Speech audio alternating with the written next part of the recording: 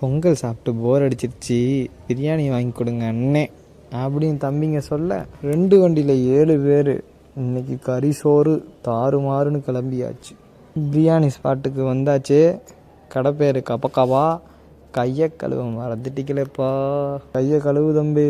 கறி சோறு வரட்டும் வரட்டும், கூடவே பொரிச்ச கோழி தரட்டும். சோறு எடுத்து நல்லா சாப்பிட்டுக்கோ, கூடவே பொரிச்ச கோழி எடுத்து வலிக்காமல் கடிச்சிக்கோ. சாப்பிட்டது போதும். ஃபினிஷிங்.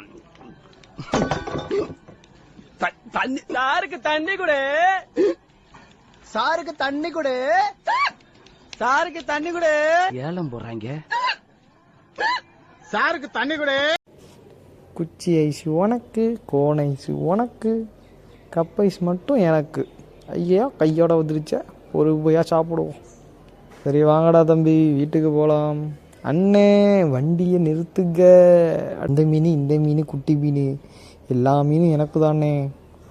சரி எல்லாத்துக்கும் காசு நீ தான் கொடுக்கணும், கொடுத்துட்டு வீட்டுக்கு வா போகலாம். அண்ணே வண்டியை நிறுத்துங்கண்ணே. அடே இப்போ எங்கடா போகிற? ஜூஸுண்ணே. லஸ்ஸி நல்லா இருக்கா? தர்பூசணி நல்லா இருக்கா? மாஸ்க் காட்டுதுனே. ஜூஸை குடித்தாச்சு, வீட்டுக்கு போயாச்சு, மீனை ஓப்பன் பண்ணியாச்சு, தொட்டிக்குள்ளே விட்டாச்சே. அடுத்த வீடியோவில் பார்ப்போம். நன்றி, வணக்கம்.